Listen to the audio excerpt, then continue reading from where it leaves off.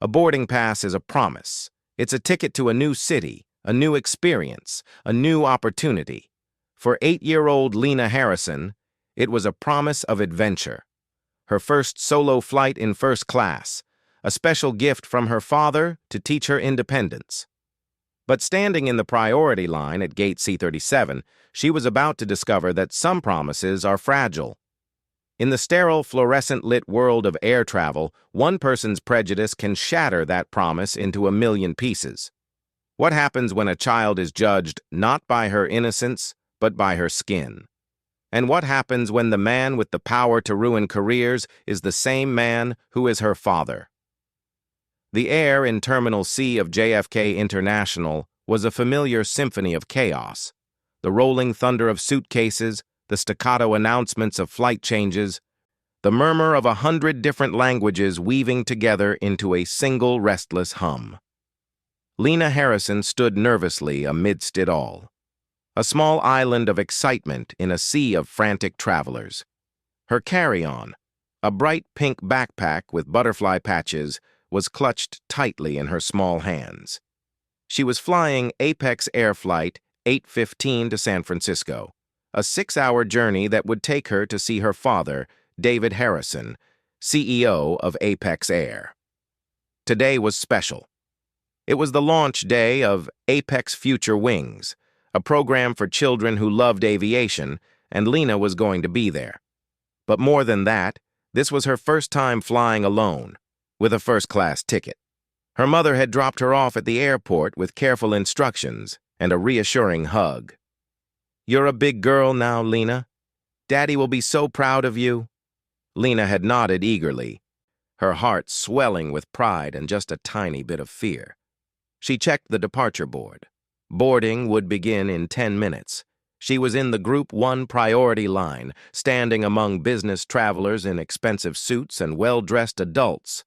She adjusted the collar of her school uniform dress, navy blue with a white collar, worn over white tights and polished black shoes. It was her armor, neat, proper, and a little bit grown up. It was then that she first felt the stare. It was a heavy, judgmental gaze that cut through the ambient noise of the terminal. Across the boarding area behind the Apex Air counter, a gate agent was watching her. The woman, whose name tag read Brenda, had a severe blonde bob that looked as rigid as her posture. Her lips were pursed into a thin, disapproving line. Lena had never encountered a look like this before. It was the look of someone making a rapid and entirely incorrect series of calculations. It was the look that questioned her presence in a line reserved for adults, for the privileged. It was a look that saw her dark skin and her small stature, and concluded that something was out of place. Lena held the woman's gaze for a brief moment, offering a polite, shy smile the way her mother had taught her. The gesture was not returned.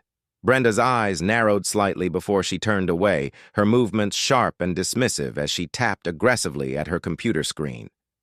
Lena felt a flutter of unease in her stomach, but pushed it aside. She was a big girl now. She pulled out her boarding pass from her backpack's front pocket and held it carefully, making sure not to crumple it. The crisp paper was her golden ticket, proof that she belonged here. "Now boarding Group 1, Apex Air Flight 815 to San Francisco," a voice crackled over the intercom. Lena took a deep breath, squared her small shoulders, and stepped forward. She gripped the handle of her backpack and her boarding pass tightly. As she moved toward the counter, she felt Brenda's eyes on her again, this time with an intensity that made her hesitate. The line moved with practiced efficiency. A man in a tailored suit had his pass scanned. A woman carrying a designer handbag followed. Then it was Lena's turn. She stepped up to the counter, placing her boarding pass and the special unaccompanied minor document on the scanner, just as her mother had instructed. "Good morning," Lena said softly, her voice small but polite. Brenda did not return the greeting. She glanced from Lena's face to the first-class ticket, then back again. A flicker of something, disbelief or perhaps suspicion, crossed her face. She picked up the boarding pass, her fingers holding it as if it were a contaminated object. "Lena Harrison?" she asked, drawing out the name with a syrupy, mocking tone. It wasn't a question. It was an accusation. "Yes, ma'am," Lena replied, her voice beginning to tremble. She didn't understand why the lady seemed angry. Brenda tapped a few keys on her terminal. A frown creased her forehead.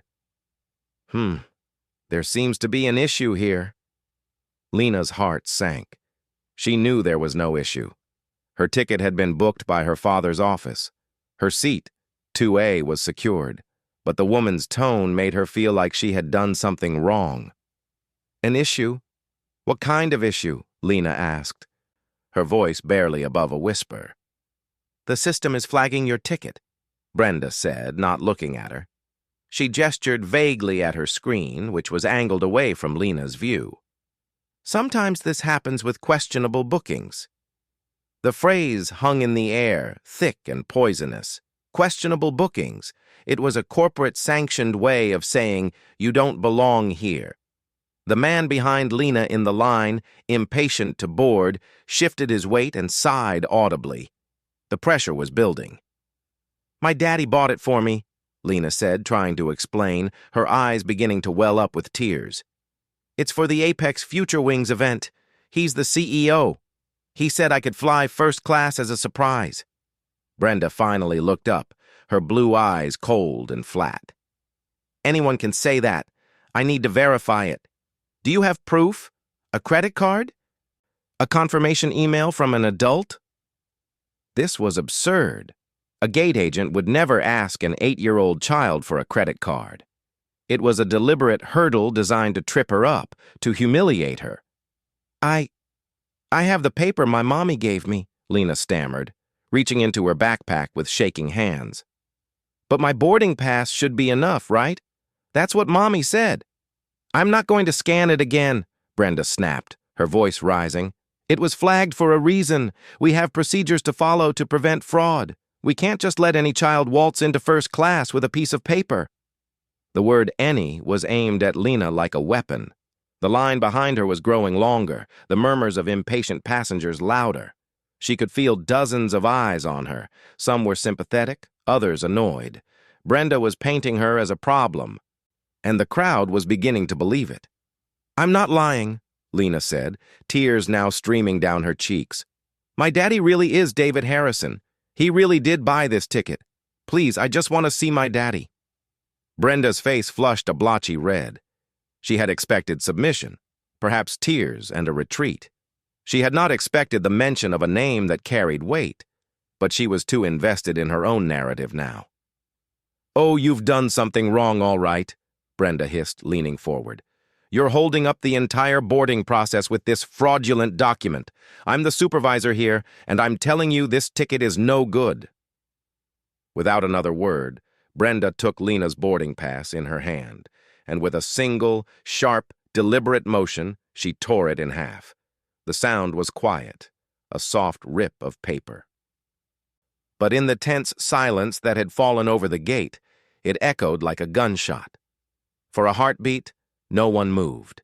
The two torn halves of the boarding pass lay on the counter, a declaration of war against an 8-year-old child.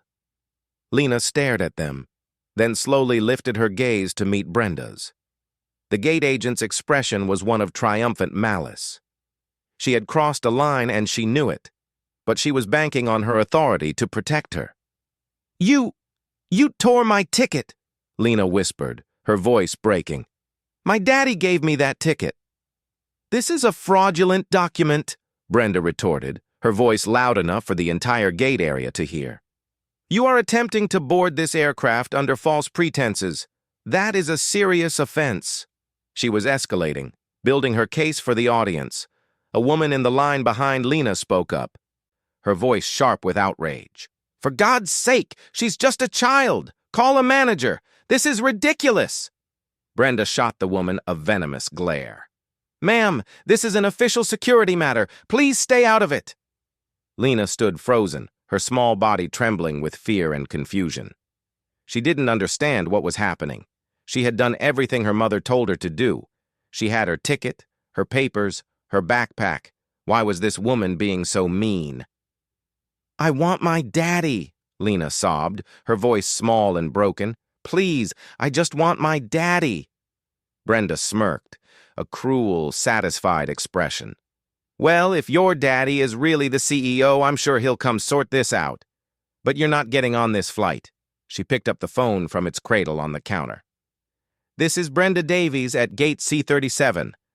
I have a minor attempting to use fraudulent documents. I need security immediately." She paused, listening, her eyes never leaving Lena's tear-streaked face. "Yes, dark-skinned child, approximately 8 years old, claims to be the CEO's daughter. Clearly a scam." Lena felt the world collapsing around her. The other passengers were staring. Some looked sympathetic, but no one stepped forward to help. She was alone, scared, and being treated like a criminal. A few minutes later, 2 airport security officers arrived. One was a younger man who looked uncomfortable. The other was older, heavy-set with a weary, cynical expression. His name tag read, Corian. Brenda launched into her performance. "Thank God you're here, Mark. This child presented a fraudulent first-class ticket, and when I questioned her, she became difficult and is holding up the entire flight." Corian didn't even look at Lena properly. He addressed a space just above her head. "Come with us, young lady. We need to sort this out at the security office." "I didn't do anything wrong," Lena cried, backing away instinctively. "My daddy is David Harrison. He's the CEO. Call him, please." "That's what they all say," Corian muttered, reaching for her arm. "Come on, let's go. Don't make this harder than it needs to be." The moment his hand closed around Lena's small arm, she panicked. She tried to pull away, not out of defiance, but out of sheer terror. "No, I want my mommy. I want my daddy. Let me go." "She's resisting," Brenda called out dramatically. "See? I told you she was trouble." Corian's grip tightened, and he began to forcefully guide Lena away from the gate. The younger officer looked deeply uncomfortable, but said nothing. Lena's pink backpack slipped from her other hand and clattered to the floor, spilling crayons and a stuffed rabbit across the terminal tiles. The sound was sickeningly loud in the now silent gate area. Gasps rippled through the crowd of onlookers. This was no longer just a bureaucratic issue. A child was being physically dragged away, crying and calling for her parents. "Please," Lena sobbed, her voice breaking with desperation. "Please call my daddy. His number is in my backpack, please." "We'll sort it all out at the office," Corian said dismissively, his tone suggesting he'd heard it all before. As he pulled Lena across the terminal floor, she felt a profound and searing humiliation. Every eye was on her. Phones were out, recording. She was being paraded like a captured animal. Her school uniform was twisted, her white tights scuffed from stumbling. She was being physically removed from a place where she had every right to be, all because one woman had decided she didn't belong. They rounded a corner, leaving the gate and the staring crowd behind. Corian's partner finally spoke, his voice tentative. "Mark, maybe we should just call the number in the kid's bag. Verify the story before—" "You do your job, I'll do mine," Corian shot back without looking at him. "Kids lie all the time. We follow procedure." They arrived at a nondescript gray door marked Airport Security. Corian swiped a key card and ushered Lena inside.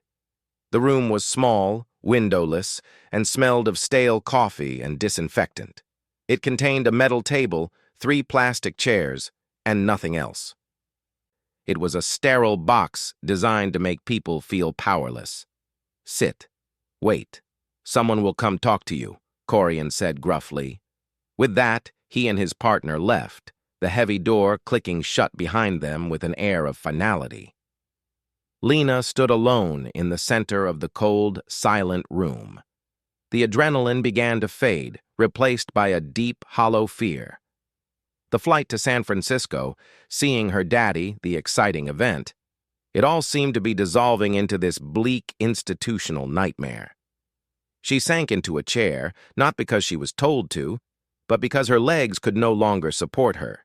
She dropped her head into her small hands and cried, alone and terrified, in a locked room far from everyone who loved her. They hadn't just denied her a flight. They had tried to deny her innocence, her truth, her very right to be believed. David Harrison, the CEO of Apex Air, walked through JFK's Terminal C with a purpose that parted the crowds before him like the bow of a ship. He was flanked by his executive assistant, a sharp young woman named Chloe, who was tapping furiously on a tablet. "The preliminary numbers from the Asia-Pacific expansion look good," Chloe said, falling into step beside him. "And the event setup at SFO is confirmed. Lena's going to love the surprise unveiling." David grinned, a rare, genuine expression of paternal joy. "I can't wait to see her face. It's her first solo flight. She's probably so nervous and excited." He checked his watch. "Her flight should be boarding now. I'm going to surprise her at the gate, then we'll fly out together." Chloe smiled. "That's really sweet, Mr. Harrison. She's going to flip." As they neared gate C-37, David noticed the lingering remnants of a commotion. Passengers were still clustered in small groups, murmuring and glancing toward the gate with troubled expressions. An unusual tension hung in the air, a residue of something unpleasant. "What's going on?" he asked Chloe under his breath. She scanned the area, her eyes sharp. "Looks like there was some kind of incident. Security was involved. It seems to have just cleared up." David's brow furrowed. An incident at his airline's gate was his business. But more pressingly, Lena should be boarding right now. He approached a junior Apex employee who was nervously tidying up the boarding lane stanchions. "Excuse me, what was all the commotion here?" David asked, his voice calm but authoritative. The young man, not immediately recognizing the CEO in his casual but expensive travel attire, answered candidly, "Oh, some kid tried to get on with what Brenda said was a fake first-class ticket. The kid got really upset, so they had security take her away, caused a huge delay. A lot of passengers were pretty angry about it." David's stomach tightened into a knot of ice. The story sounded wrong, very wrong. "A kid? What did she look like?" Little black girl, maybe 7 or 8, wearing a school uniform. She kept crying about her dad being the CEO or something. Pretty elaborate story for a kid, honestly." The world tilted on its axis. David's face drained of color. "Where did they take her?" he demanded, his voice suddenly sharp and commanding. The young employee's eyes widened as he finally recognized who he was talking to. "Oh my God, Mr. Harrison, I think they took her to the security office. Room 21B, down that corridor." David didn't wait for another word. He turned and strode in that direction, his pace so fast that Chloe had to nearly run to keep up. His mind was a storm of rage, fear, and disbelief. Lena, his Lena, dragged away by security because some gate agent thought her ticket was fake? "Get me the head of JFK operations, now," he barked at Chloe, "and legal. I want them on the line in 60 seconds. Chloe was already dialing, her voice low and urgent. "On it." "Mr. Harrison, what exactly—" "My daughter," David said, his voice shaking with barely controlled fury. "They just terrorized my 8-year-old daughter." The walk to the security office was the longest 50 yards of David Harrison's life. Each step fueled a white-hot rage, unlike anything he'd ever felt. He thought of Lena's excitement this morning, her nervous smile, her pride at being trusted to fly alone. The idea of someone putting their hands on her, accusing her, humiliating her, it was so profoundly offensive it made him physically ill. He arrived at the gray door of room 21B and didn't bother to knock. He shoved it open with such force that it slammed against the interior wall, the sound echoing in the small, sterile space. Lena looked up, startled, her face pale and streaked with dried tears. Her eyes were red and swollen from crying. When she saw him, her expression shifted to one of sheer, overwhelming relief. "Daddy!" she cried out, her voice breaking. David crossed the room in 2 strides, dropping to his knees in front of her chair. He wrapped his arms around his daughter, pulling her into a fierce, protective embrace. She collapsed against him, sobbing into his shoulder, her small body shaking. "I'm here, baby. I'm here," he whispered, his voice thick with emotion. "You're safe now. Daddy's got you." "They said I was lying," Lena sobbed. "They tore my ticket and said I was bad.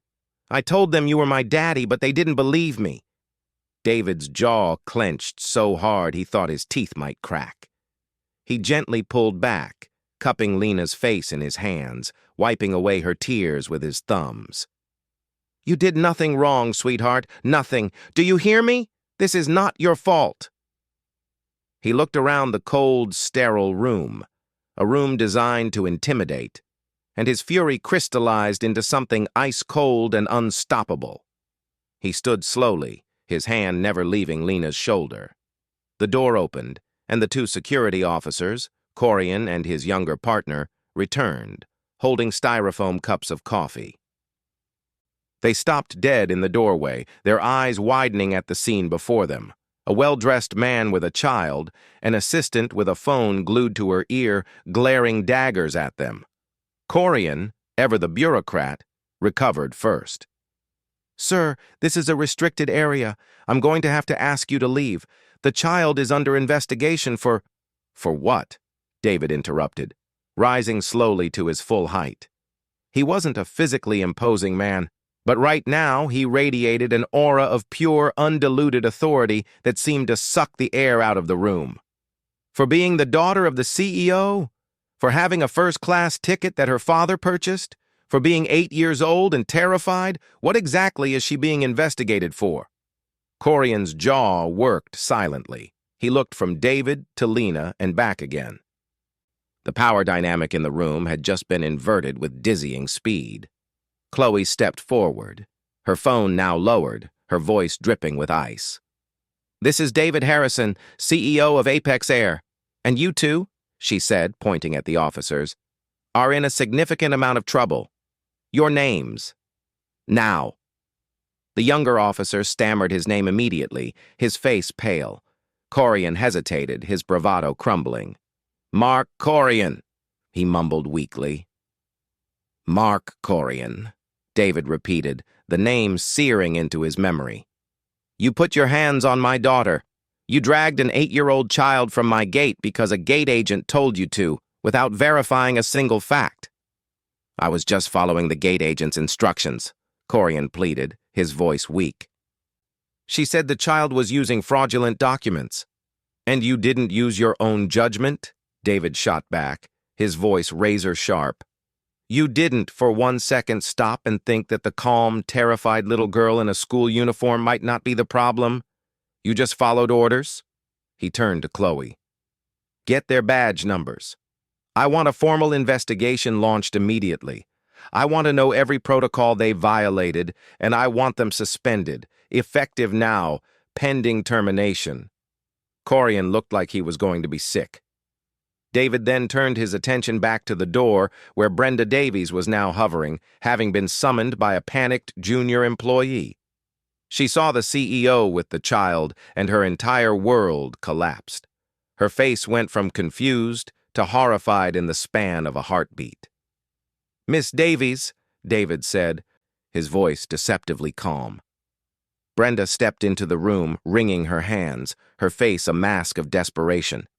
"Mr. Harrison, sir, I am so sorry. It was a mistake. The system. There was a glitch. I misunderstood."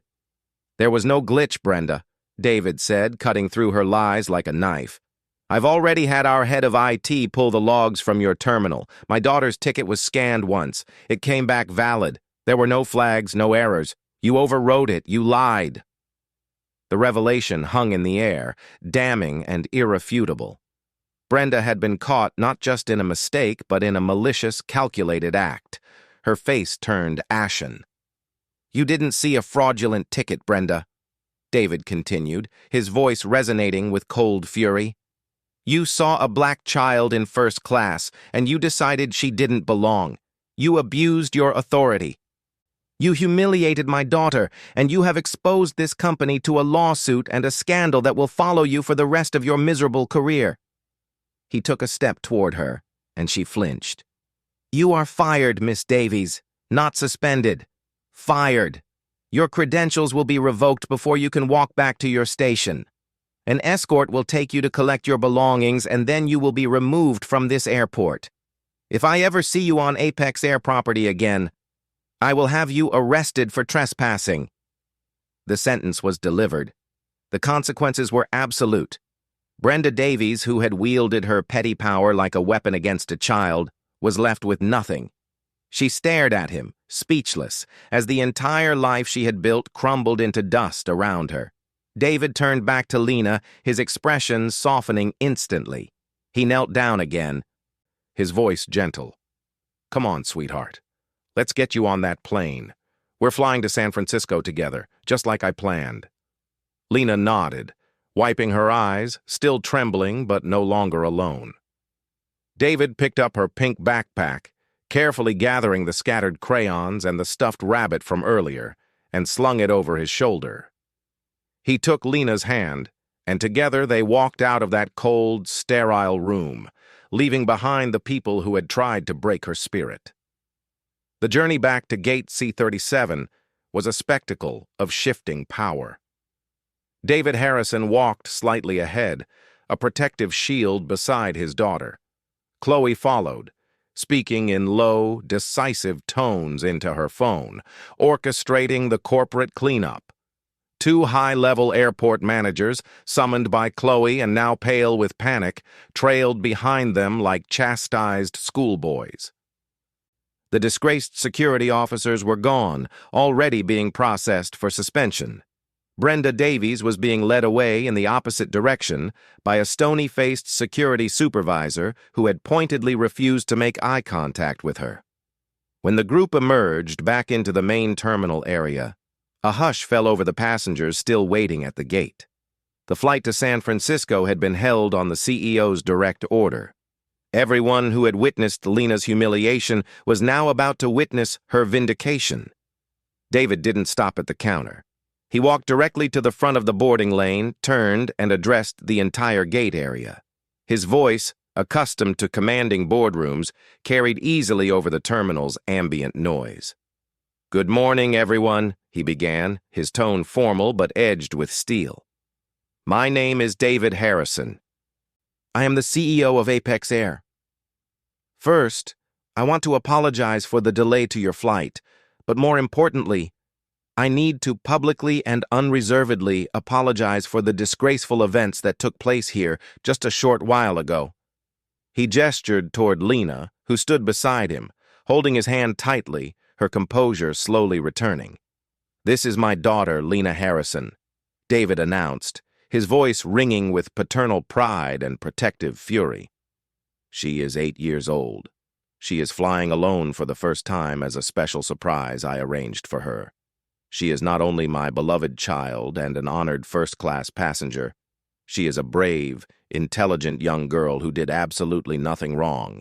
He let that sink in, his eyes sweeping across the faces in the crowd.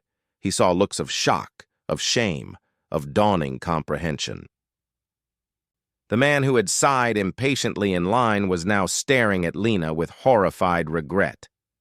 A few minutes ago, David continued, his voice hardening, one of my employees, based on nothing but her own prejudice, decided that my daughter did not belong in first class. This employee harassed her, destroyed her travel documents, and made false accusations, leading to her being forcibly removed by security. An 8-year-old child, my child, treated like a criminal because of the color of her skin. The terminal was silent. You could have heard a pin drop. Let me be perfectly and absolutely clear that employees' actions are not reflective of Apex Air's values. They are a stain upon this company, and it is a stain I intend to remove.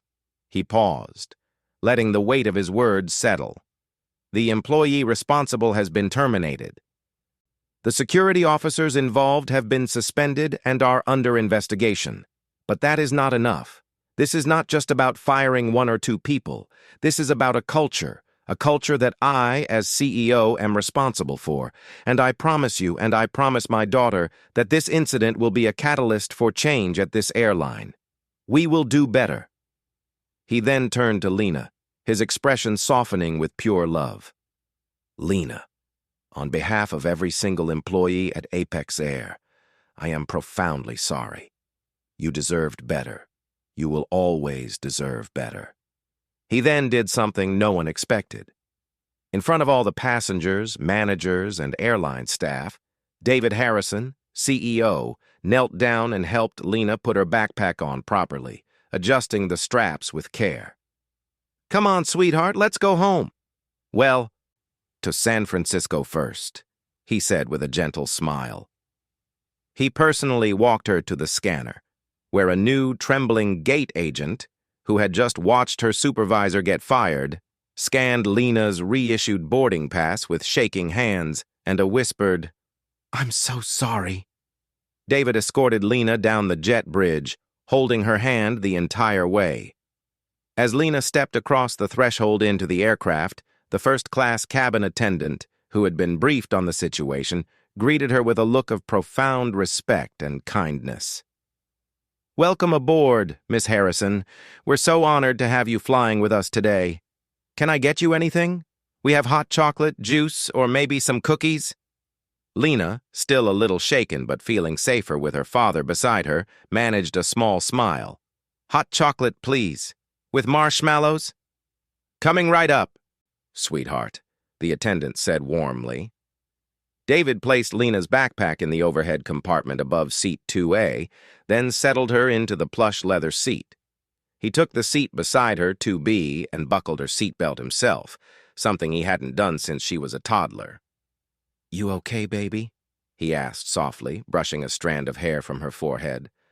Lena nodded, though her eyes were still a little red. "I was so scared, Daddy. I thought I did something bad."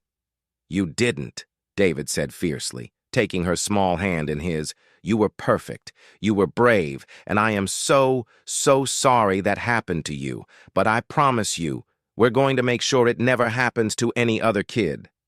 Ever." Lena looked up at him with wide, trusting eyes. "Really?" "Really," David said, his voice filled with conviction.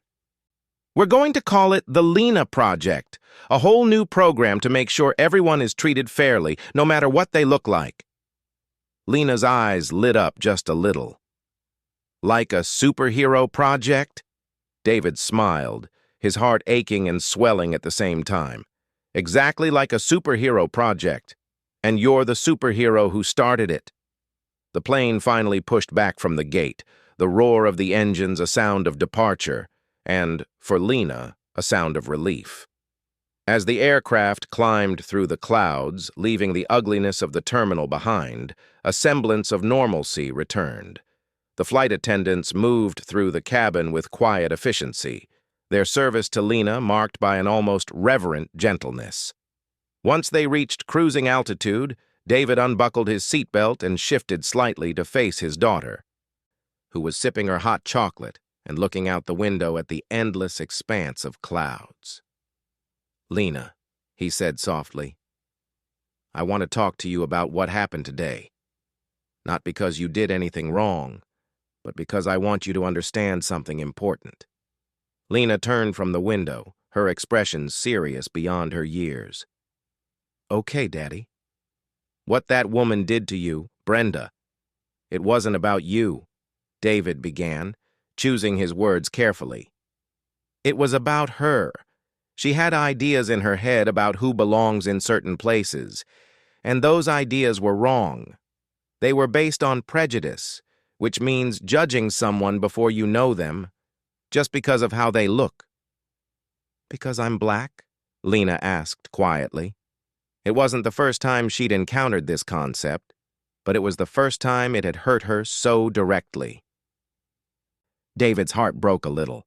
"Yes, sweetheart, because you're black, and because she couldn't imagine that a little black girl could have a first-class ticket or could be the daughter of a CEO. Her imagination was too small and her heart was too closed. Lena was quiet for a moment, processing. That's really mean. It is, David agreed. It's mean, and it's wrong, and it's something a lot of people still do without even realizing it. But here's what I want you to remember. You did everything right. You were polite, you told the truth, and you stood up for yourself. I am so proud of you. Lena's eyes welled up again, but this time with relief rather than fear. I thought I was in trouble. Never, David said fiercely, pulling her into a hug. You were never in trouble. And I'm going to make sure that what happened to you never happens to another kid on my airline. That's a promise. Over the next few hours of the flight, David pulled out his laptop.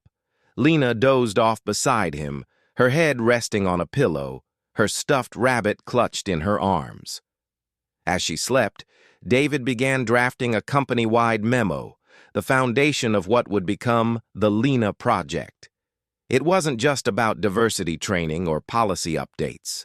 It was a complete cultural overhaul, mandatory bias recognition training with real consequences for failure, a zero-tolerance policy for discrimination that applied to everyone, from gate agents to executives, a redesigned complaint system where passengers, especially vulnerable ones like children and minorities, could report mistreatment without fear, and where every report would be investigated with the same seriousness as a safety violation. He also drafted a personal letter to every employee, explaining what had happened to his daughter and why it could never happen again. He didn't hide behind corporate language. He was raw, honest, and furious. By the time the plane began its descent into San Francisco, David had filled a dozen pages with notes and plans. When they landed, Lena woke up, groggy but feeling better. David helped her gather her things, and they walked off the plane together, hand in hand. At the gate in SFO, a small delegation was waiting.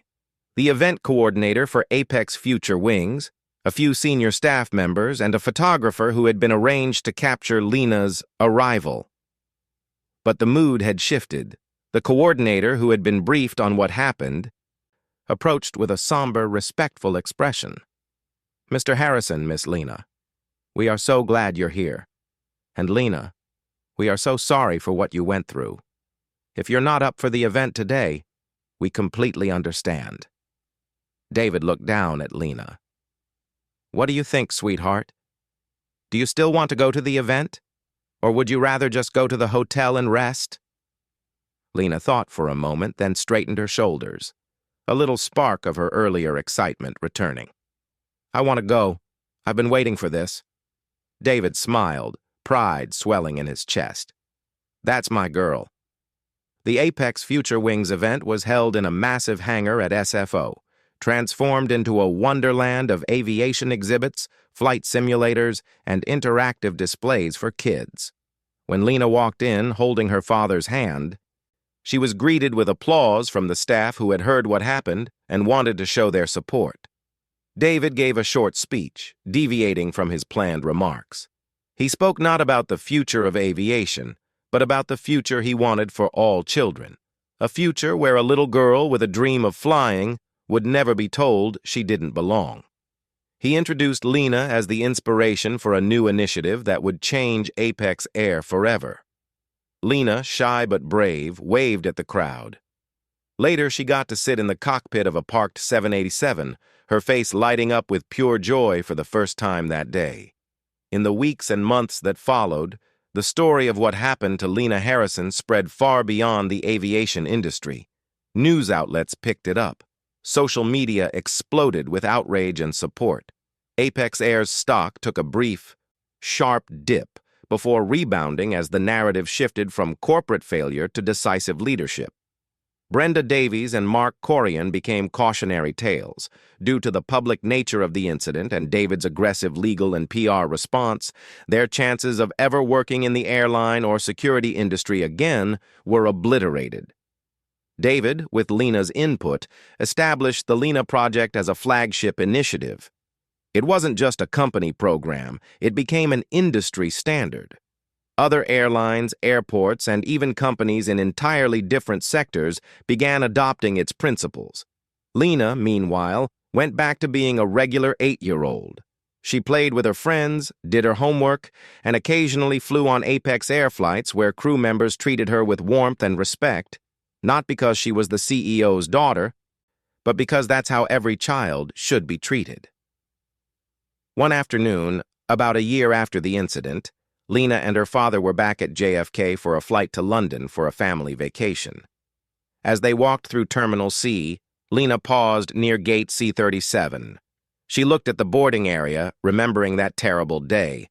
But the fear was gone now, replaced by something else. Pride. David noticed her pause and knelt down beside her. "You okay, kiddo?" Lena nodded. She pointed to a young black woman in an Apex Air supervisor's uniform, calmly and efficiently managing the boarding process for a crowded flight. The supervisor was professional, courteous, and commanded respect from passengers and staff alike. "Daddy, look," Lena said softly. "She's like me." David followed her gaze and felt a swell of emotion. "Yeah, baby, she is. And she's here because of you. Because you were brave enough to tell the truth, even when it was hard." The supervisor caught Lena's eye and smiled warmly, a brief but powerful look of recognition and gratitude. Lena smiled back, then took her father's hand. "Can we go now? I don't want to miss our flight," she said, her voice bright and unburdened. "Absolutely," David said, standing and squeezing her hand gently. As they walked toward their gate, Lena looked up at her father with a thoughtful expression. "Daddy, do you think everyone gets to fly like us now? Without anyone being mean?" David thought carefully about his answer. "Not everyone yet, sweetheart. But we're working on it. And because of you, more people can. That's what the Lena Project is all about. Making sure everyone is treated fairly, no matter what they look like or where they come from." Lena nodded, satisfied. "Good, because everyone should get to fly. Flying is fun." David smiled, his heart full. "You're absolutely right. Flying is fun. And you, my brave girl, are the reason more kids are going to have fun flying, just like you." As they boarded their flight, first class, of course, Lena settled into her seat with her stuffed rabbit and her sketchbook. She pulled out her crayons and began to draw. David leaned over to see what she was creating. It was a picture of an airplane with a banner trailing behind it. On the banner, in careful, colorful letters, Lena had written, "Everyone belongs." David felt tears prick at his eyes. He kissed the top of her head. "I love you, Lena, and I'm so proud of the person you're becoming." "I love you too, Daddy," Lena said. Not looking up from her drawing, her small face serene and content. The plane taxied down the runway and lifted into the sky, carrying with it a father and daughter whose terrible day had become a catalyst for change that would ripple through an entire industry and touch countless lives. The promise of the boarding pass, once broken, had been reforged, stronger, more inclusive, and more just than ever before. And it all began with the courage of an 8-year-old girl who refused to believe she didn't belong.